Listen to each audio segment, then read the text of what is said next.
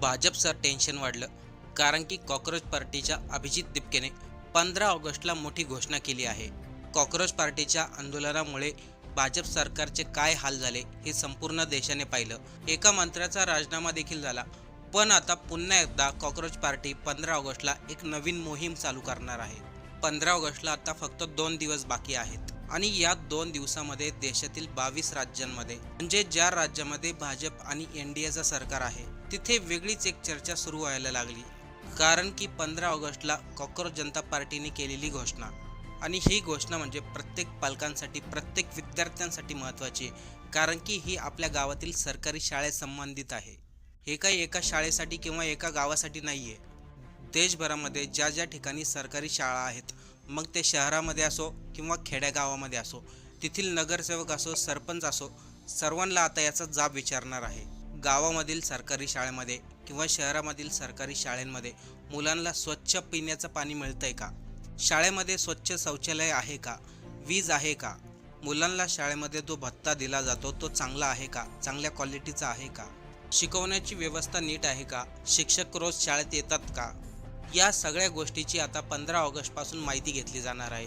Cockroach पार्टीची ही मोहीम भारतातील सर्वात मोठी मोहीम ठरणार आहे. म्हणूनच 15 ऑगस्टपासून सुरू होणारी मोहीम अत्यंत महत्त्वाची आहे. कारण की गेल्या काही वर्षामध्ये देशाच्या राजकारणामध्ये अनेक विषयांवरती चर्चा झाल्या, अनेक विषयांवरती आंदोलन झाले, पण शिक्षणासाठी कोणीही आंदोलन केलं नाही, शिक्षणासाठी कोणीही मोहीम राबवली नाही.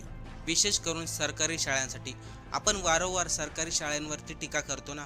सरकारी शाळा बंद पडायला लागल्यात, विद्यार्थी सरकारी शाळेमध्ये जात नाहीत, कारण की याच ठिकाणी आपल्या राज्यातील, देशातील नेते त्यांची मुलं कधीही सरकारी शाळेत टाकत नाही.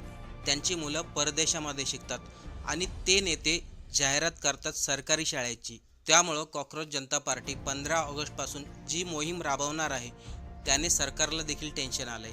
विशेष म्हणजे या मोहिमेमध्ये कोणताही राजकीय पक्ष नसणार. ही मोहीम फक्त देशातील विद्यार्थ्यांसाठी आणि पालकांसाठी असणार आहे.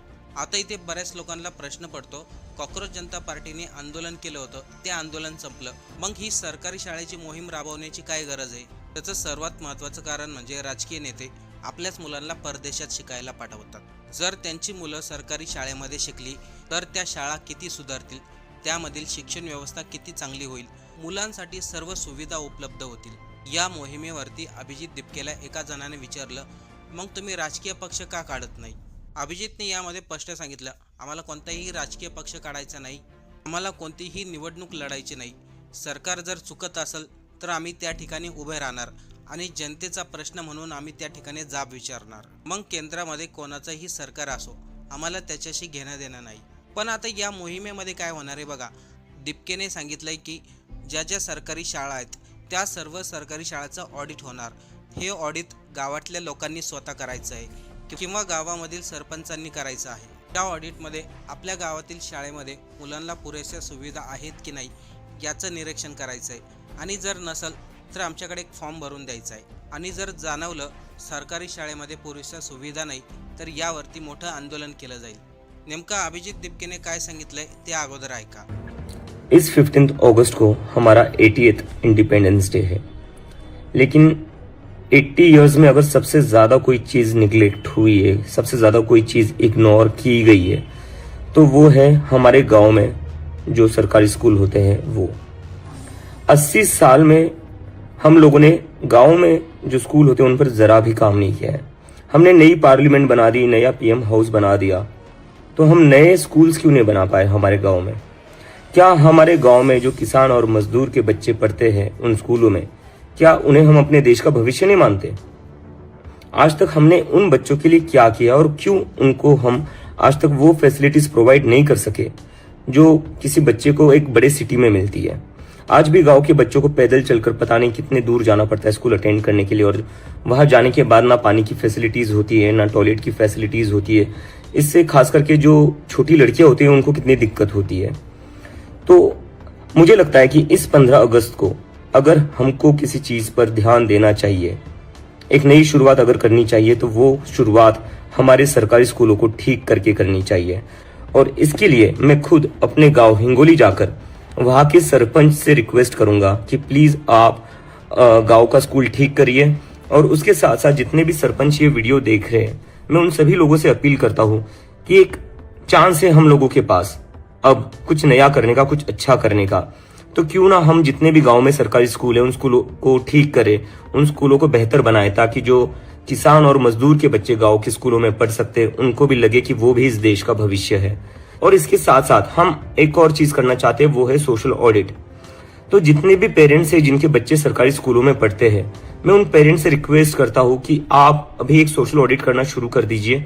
आप अपने बच्चों के स्कूलों में जाइए, देखिए क्या वहां पर बेसिक फैसिलिटीज अवेलेबल है या नहीं, देखिए वहां पर बिजली आती है या नहीं, पानी आता है या नहीं, क्या आपके बच्चों को वॉशरूम की फैसिलिटीज मिलती है या नहीं, मिड डे मील्स मिलते हैं या नहीं। और अगर ऐसा नहीं होता है तो आप उसकी वीडियोस बनाइए, क्योंकि आपके बच्चों की जो स्कूलिंग है वो अच्छी होनी चाहिए। वो आपका फंडामेंटल राइट है, आपके बच्चों का फंडामेंटल राइट है। इसके लिए हम एक फॉर्म भी इशू करेंगे जो हम आप लोगों को जल्दी शेयर कर देंगे, जिसको आप प्रिंट करके फिल कर सकते हैं और बता सकते हैं आपके बच्चों के स्कूल में कौन सी फैसिलिटीज अवेलेबल है और कौन सी फैसिलिटीज अवेलेबल नाही। आपण सर्वांनी ऐकलं अभिजित दिपकेने काय सांगितलं। 15 ऑगस्ट पासून ही मोहीम चालू होणार आहे आणि ही मोहीम खरोखरच आपल्या महाराष्ट्रामध्ये किंवा देशातील इतर राज्यांमध्ये खूप गरजेची आहे, कारण की आज खाजगी शाळा मनमानी करत आहेत। मोठ्या प्रमाणामध्ये पालकाकडून फीस घेतली जाते। विशेष म्हणजे यामध्ये पालकांना जास्त लुटलं जातं। देशामध्ये शिक्षणाची चर्चा वाढली तर समाज सुधारतो आणि हे सर्व आत्ताच्या काळामध्ये खूप गरजेचं आहे। नाहीतर येणारी पिढी देखील जाती धर्मामध्ये गुंतून जातील। तू या जातीचा, मी या जातीचा, तुझा देव हा, माझा देव हा, हे करत विद्यार्थ्यांच्या जीवनावरती परिणाम होतील। त्यामुळे दिपकेने जी काही मोहीम राबवली आहे आणि जी काही मोहीम चालू करणार आहे ती पालकांसाठी आणि विद्यार्थ्यांसाठी चांगली आहे। पण यामध्ये प्रश्न असा आहे, सरकार या मोहिमेला मदत करेल का? कारण की आजपर्यंत कोणीही सरकारी शाळांबद्दल प्रश्न विचारले नव्हते। जरी विचारले असेल तर ते तात्पुरते विचारले असतील, नंतर त्या विषयावर कोणती चर्चाच झाली नाही। कदाचित कॉकरोच जनता पार्टीच्या या मोहिमेमधून सरकारी शाळेमध्ये मोठा बदल घडू शकतो। आपल्याला या सर्वांवरती काय वाटतं? आपलं मत कमेंट करून नक्की सांगा।